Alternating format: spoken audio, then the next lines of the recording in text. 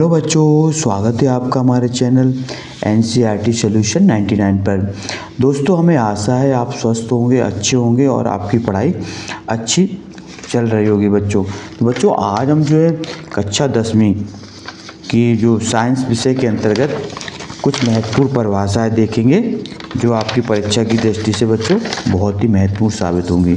तो बच्चों, आज जो परीक्षाएं हैं वह आज जो हम परिभाषा देखेंगे वो इस प्रकार की है बच्चों। पहली परिभाषा है बच्चों वक्रता केंद्र की, और दूसरी परिभाषा है बच्चों वक्रता त्रिज्या, और तीसरी परिभाषा है बच्चों फोकस दूरी। तो बच्चों, वक्रता केंद्र क्या कहलाता है? तो वक्रता केंद्र की परिभाषा समझते हैं बच्चों। जिस गोले से दर्पण को काटा जाता है उस गोले के केंद्र को वक्रता केंद्र कहते हैं बच्चों। इसे C से व्यक्त करते हैं। मान लीजिए बच्चों, ये गोला है कोई, क्या है बच्चों ये गोला। इस गोले से बच्चों एक दर्पण काटा गया है यहाँ से यहाँ। ये बच्चों पॉलिश रहती है दर्पण की ऊपरी सतह पर। तो इस गोले का जो केंद्र होगा बच्चों ये बच्चों दर्पण का मध्य बिंदु है, ये कहलाता है ध्रुव। और बच्चों ये गोले का जो केंद्र होता है बच्चों ये C कहलाता है। इस गोले के केंद्र को बच्चों वक्रता केंद्र कहते हैं। ये बच्चों ये दिखा है बच्चों वक्रता केंद्र C से लिखा जाता है। ये बच्चों गोली दर्पण है और इसकी ऊपरी सतह पर बच्चों ये पॉलिश है और इसका मध्य बिंदु बच्चों ध्रुव कहलाता है। दूसरी महत्वपूर्ण परिभाषा है बच्चों वक्रता त्रिज्या। कौन सी परिभाषा बच्चों? वक्रता त्रिज्या। तो वक्रता त्रिज्या बच्चों हो जाती है जो दर्पण होता है बच्चों ये दर्पण का ये ध्रुव, और बच्चों ये कहलाता है वक्रता केंद्र। क्या कहलाता है बच्चों? वक्रता केंद्र।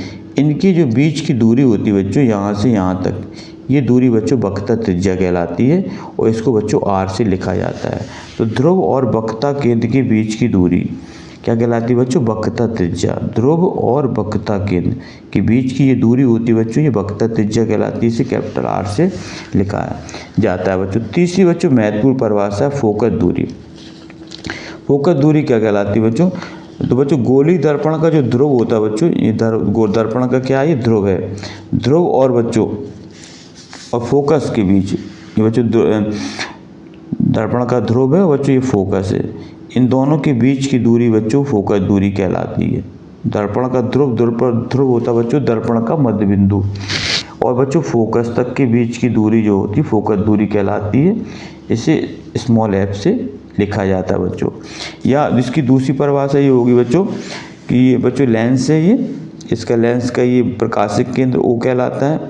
ये बच्चों कोई वस्तु से आने वाली किरण है बच्चों ये मुख्य अक्ष के समांतर, ये बच्चों मुख्य अक्ष है इसके समांतर जो आने वाली किरण जो होती है लेंस से गुजरने के बाद बच्चों जिस बिंदु से होकर गुजरती है उस बिंदु को बच्चों फोकस कहा जाता है। और ये यहाँ से प्रकाशिक केंद्र से बच्चों फोकस तक की दूरी को फोकस दूरी कहते हैं। तो बच्चों इस तरह ये परिभाषाएं बच्चों महत्वपूर्ण परिभाषाएं वक्रता केंद्र, वक्रता त्रिज्या और फोकस दूरी।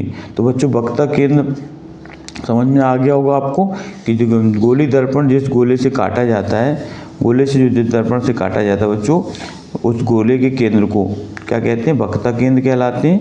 और वक्रता त्रिज्या बच्चों कहलाती है ध्रुव और वक्रता केंद्र के बीच की दूरी को वक्रता त्रिज्या कहते हैं। इसे R से लिखा जाता है।